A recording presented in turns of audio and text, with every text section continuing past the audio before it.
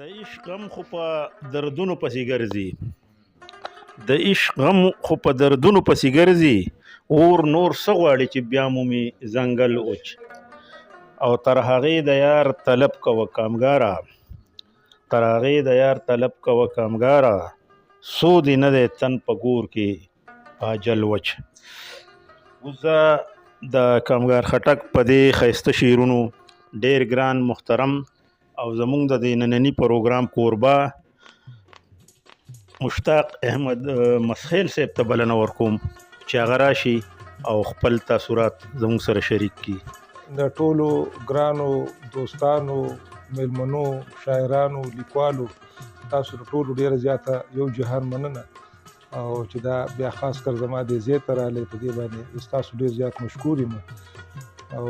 ډیر لرنټ خلک ناست دي د صدر صاحب په اجازه سره او د مشر میلمه د شاهزولا صاحب اسیر صاحب په اجازه سره ډیر زما خیال ستاسو په مخ کې دا خبرې کول او دا زما خیال چې په داسې پروګرامونو کې او په داسې محفلونو کې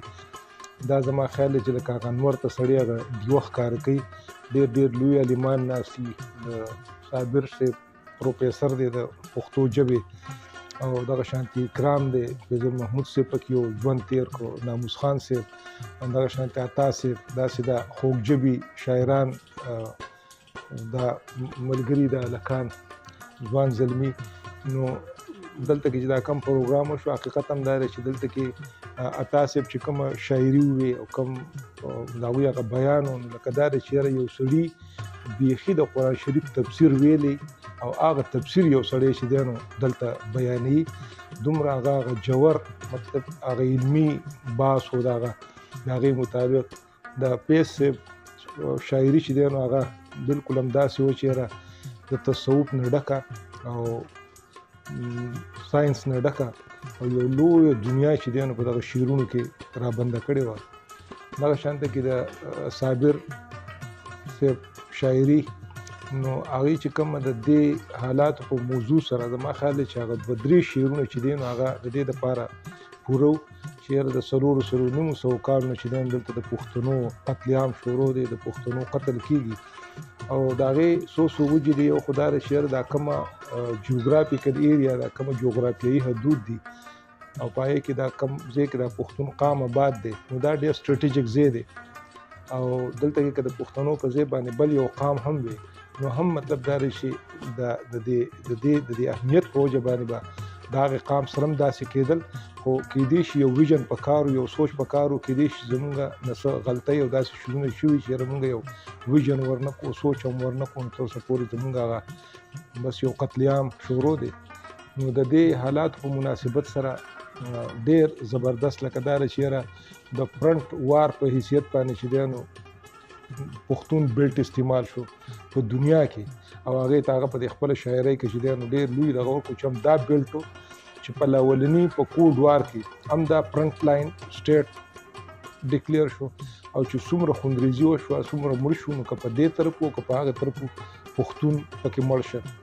نن هم هغه سلسله را روانه ده. نن د کوډ وار نه پس چې کوم حالات جوړ شو بیا دا فرنټ لاین سټیټ شو په دې کې هغوی ډېر ښه په دې خپلو شعرونو کې دغه زما خیال یو ډېر لویه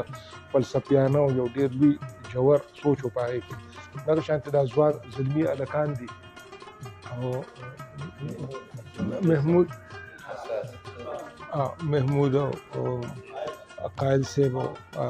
نو دا ډېر ښه شاعري وه د هغوی ډېره ښه شاعري وه او مونږ دا خبره وکړه زما خیال دی چې د ناموس خان صاحب او د اسیر صاحب په مخ کې به مونږ څه خبرې کوو دغه دی چې یاره زموږ خو دغه یو سوال دی چې دا لیکوال دا ادیبان او دا پوهان دا د دې قام سترګې دي. مونږ د ډېرو لویو مسلو سره مخامخ یو د ډېرو لویو شخړو سره مخ یو نفرتونه دي بغض دی کینې دي بیا زموږ سره بارنۍ خبرې دي دا ټولې خبرې چې دی نو راغونډې شوي دي او د هغې دپاره چې دی نو دا دومره لویه ابادي ده او په دې ډېر نو لویه ابادۍ کې چې دی نو دغه لږې خلک دی چې دا د دغې قام سترګې دي نو مونږ وایو چې مونږ د قام له د خلکو له یو صحیح سمت ورکو د تګ او دا څومره ګندګۍ چې دي په معاشره کې دغه بحثونه پې خلک کوي خو چې موږ یوازې بحث ونه کړو بلکې دا چې د هغې هغه حل هم ورسره راوباسو دې خلکو ته چې دی نو موږ یو لاین ورکړو ستاسو ډېر وخت نه علمه ستاسو د ټولو ډېر یو جهان مننه زه خو په خپله باندې دا چې هغه ورځ موږ یو هغه کتو چې یاره ډېر ښه کار دی شاعري او بس خو دا هر سړي خپل یو ټیسټ وي نو هغې کې دا و چې یاره د دې